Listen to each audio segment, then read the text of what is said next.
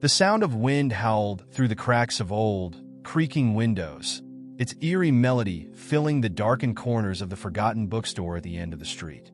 The flickering lights cast long, twisting shadows across the dusty floor, where shelves of ancient books stood like towering tombstones, holding secrets long buried by time. The air was still, thick with the scent of mold and decay, but there was something else, an unseen presence that seemed to pulse, watching, waiting. Hugo, a collector of rare and forbidden artifacts, stood at the center of the room, trembling. His hands clutched a small wooden box, yet its weight felt immeasurable, as if it held more than just paper or ink, something alive, something sinister. His wide, bloodshot eyes were locked on the box, unable to look away, for it exuded a strange, almost palpable energy. It thrummed softly, as though it had its own heartbeat, a rhythm that matched Hugo's growing anxiety. He had found the manuscript buried deep within the catacombs of an old monastery, hidden away in a stone alcove sealed with wax and bone. It was no ordinary text. This was the manuscript, a legend whispered among occultists and scholars of the arcane. Written in a language no one alive could read, it was said to contain knowledge so dark, so blasphemous, that merely gazing upon its pages could drive a person to madness. Hugo had been warned. Every scholar he consulted had refused to touch it, some even recoiling in terror at the mere mention of its name.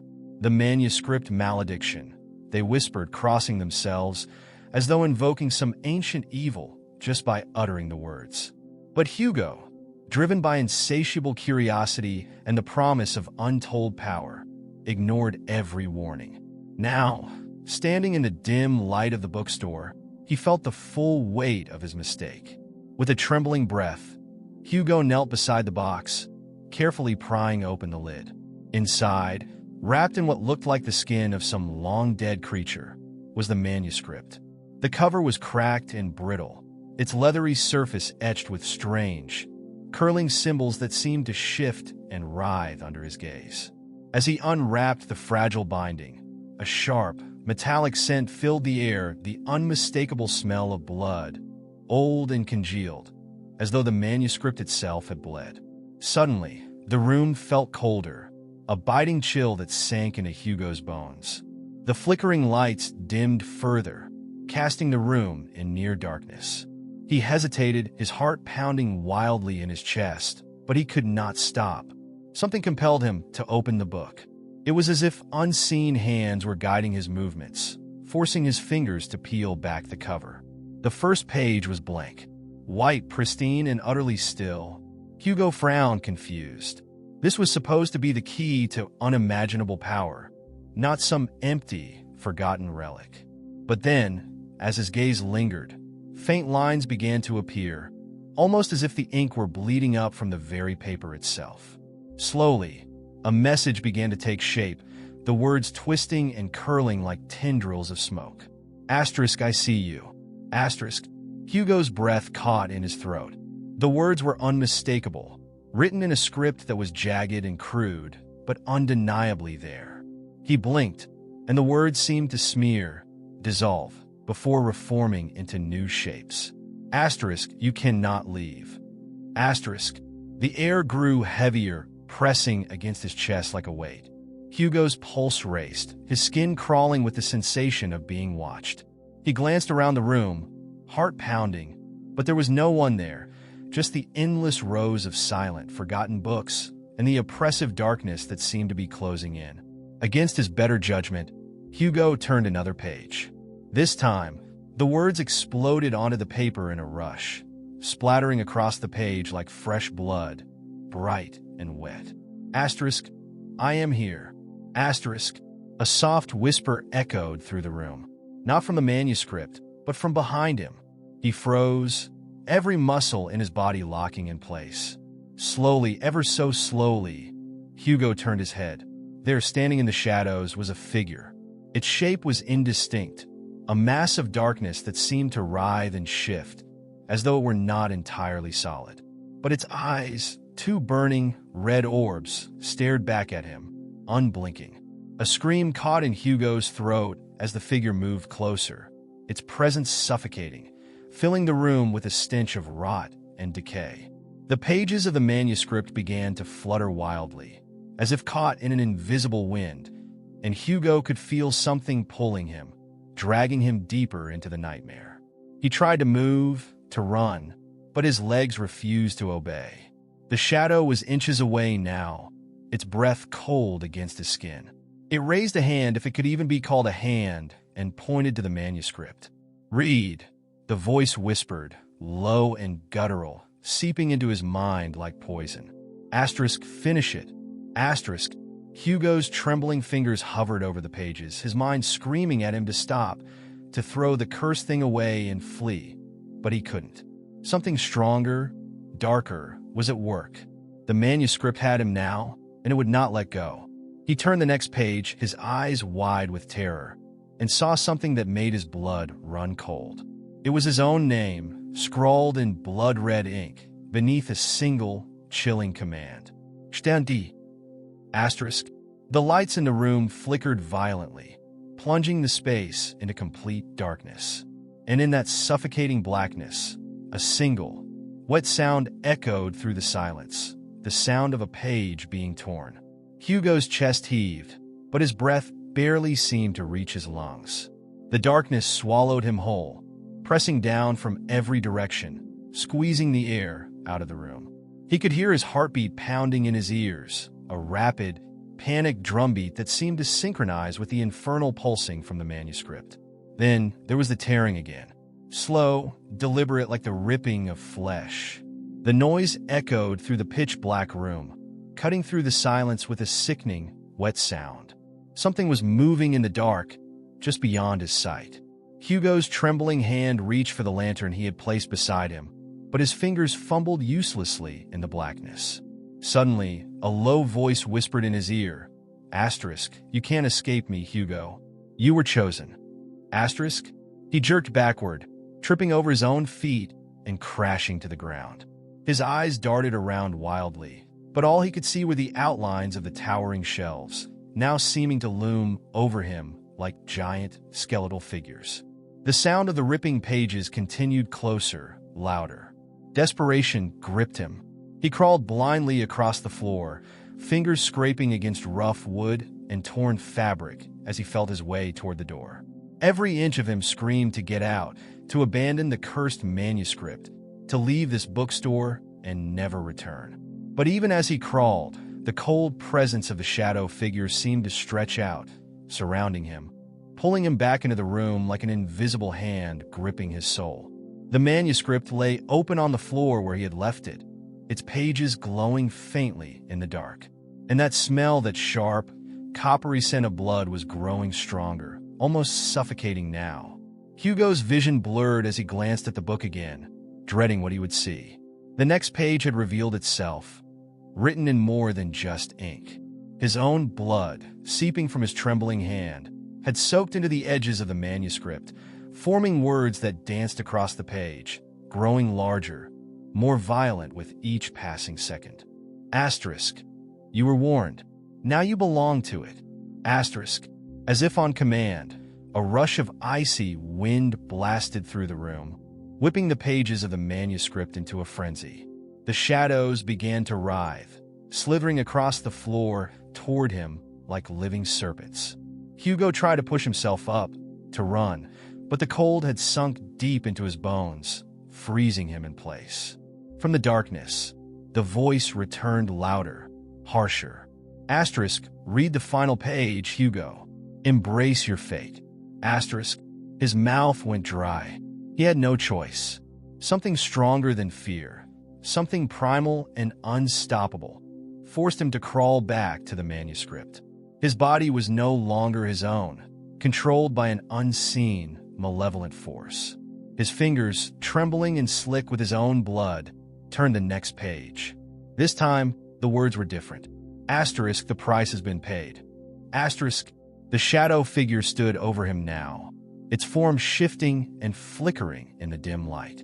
Its eyes, those burning red orbs, seemed to pierce through Hugo's soul, reading his every thought, every regret, every fear. And at that moment, As the final page of the manuscript stared back at him, Hugo knew the truth. This wasn't just an old book. It was a contract, a curse bound by blood and soul. He was not just reading it, he was writing his own end, line by agonizing line. His heart hammered in his chest, each beat growing more erratic, more painful, as if something inside him was being torn apart. He tried to scream, but no sound came. His throat felt raw, burning, as if invisible hands were tightening around it, squeezing the life out of him. The shadow figure knelt beside him, its breath like ice against his skin. Asterisk. You've served your purpose, Hugo. Now, you will join the others. Asterisk. Suddenly, the manuscript burst into flames of black, oily fire that consumed the pages but did not burn the room. The fire moved with unnatural speed, crawling up Hugo's arms, enveloping him in its suffocating heat. But it wasn't burning him. It was asterisk devouring asterisk him. His skin began to peel, curling and blackening as the flames crept higher. His flesh sizzled and popped, but the worst pain wasn't in his body. It was in his soul, a ripping, tearing sensation as if something was being forcibly pulled from the very core of his being. Hugo's eyes widened in terror as he realized what was happening. The manuscript wasn't consuming his body. It was consuming his soul. With a final, agonizing shriek, Hugo felt himself slipping away, his mind fracturing as the flames closed in. And then, just as quickly as it had begun, the fire was gone. The room fell silent once more, the darkness returning like a suffocating blanket. The manuscript lay closed on the floor, untouched by the flames, as though nothing had happened at all. But Hugo was gone. In his place, a faint, lingering shadow clung to the floor, flickering weakly in the dim light. The cursed manuscript remained open, waiting for its next victim. The silence in the room was suffocating, thick with the aftermath of Hugo's horrific fate. His presence was gone, vanished into the very pages of the cursed manuscript that now lay still, its cover dark and unassuming, like any other ancient tome. But this one was different. It was alive. The flames had vanished without a trace, leaving the old bookstore in its usual eerie quiet, as if nothing had happened. But something had changed. The manuscript sat there, waiting, hungry. Hours passed. The dust in the air began to settle again, and the distant sounds of the outside world seemed to creep back into the room, indifferent to the horrors that had just unfolded. But the manuscript remained untouched, its sinister energy pulsating beneath the surface, unseen but unmistakable. Then, from outside, the door to the bookstore creaked open. A bell jingled lightly, announcing a new arrival. It was Lucas, the young assistant who worked there part-time. He entered the room, his footsteps echoing softly against the wooden floor. Oblivious to the events that had taken place, Lucas walked toward the back, where Hugo had been moments, no, hours before. "Hugo," Lucas called out, his voice uncertain. "You still here?" There was no answer. He glanced around, noticing the strange quiet. Hugo was supposed to have left long ago, but his coat still hung on the rack, and the faint scent of musty, old books filled the air. Lucas furrowed his brow in confusion, stepping further into the room. His eyes caught sight of the manuscript lying open on the floor. "What's this?" he muttered to himself, bending down to pick it up. The moment his fingers brushed the cover, a cold shock ran up his arm, freezing him in place. He recoiled instinctively, but something drew his gaze back to the book. Its worn, leathery cover seemed to beckon him, urging him to come closer. Lucas hesitated, glancing around the room. It was empty, but he couldn't shake the feeling that he was being watched. The shadows seemed to cling to the edges of the walls, darker than they should have been. His pulse quickened, but curiosity got the better of him. Slowly, carefully, he picked up the manuscript. It felt unnaturally heavy, like it was filled with something more than just paper and ink. The air grew colder around him, but Lucas, ever the skeptic, dismissed it as a draft from the old building. He examined the strange symbols on the cover, feeling a growing sense of unease. Something about it was wrong. Then, against his better judgment, he opened it. The first page was blank. Lucas frowned, flipping to the next. Also blank. And the next. Nothing. But just as he was about to close the manuscript, the letters began to form, just as they had for Hugo, slowly, bleeding into existence. The words were twisted, jagged, crawling across the page like insects. Asterisk, I see you. Asterisk. Lucas froze, his heart skipping a beat. He stared at the words, trying to rationalize what he was seeing. A trick of the light? Some kind of prank? But as his eyes traced the letters, more words appeared. Asterisk, you cannot leave. Asterisk. A chill ran down his spine. He slammed the book shut, breathing hard. The room felt darker, the temperature dropping by the second. He turned to leave, but his feet wouldn't move. A voice whispered from behind him low, guttural, just like before. Asterisk, finish it. Asterisk. Lucas spun around, eyes wide. He saw nothing but the dim, dusty room behind him. His chest tightened with fear, but before he could react, the manuscript flew open again on its own, its pages flapping wildly, as if caught in a violent wind that didn't exist. The air thickened, and the familiar metallic scent of blood filled the space. A scream clawed at Lucas's throat, but no sound came out. The pages of the manuscript turned faster and faster, the shadowy presence in the room growing stronger. It was everywhere surrounding him, inside him. Desperate, Lucas tried to throw the book down, but his hands refused to obey. His fingers clenched around the cover, gripping it tighter. The manuscript's power had him now, just as it had Hugo. He could feel it. Something was feeding on him, pulling at his very essence, draining the life from his soul. The shadows twisted around him, wrapping tighter and tighter, as the pages of the manuscript began to glow with a sickly, dark light. Then, with a final, deafening snap, the manuscript closed itself, sealing Lucas's fate inside its cursed pages. The store fell silent once more. The cursed manuscript sat in the center of the room, its dark cover unassuming, but now heavier with yet another soul trapped inside. The shadows lingered, writhing in the corners, waiting patiently. Outside, the bell jingled once again, signaling the arrival of another customer. Someone else had entered the store, and the manuscript waited, eternal, hungry, ready for its next victim.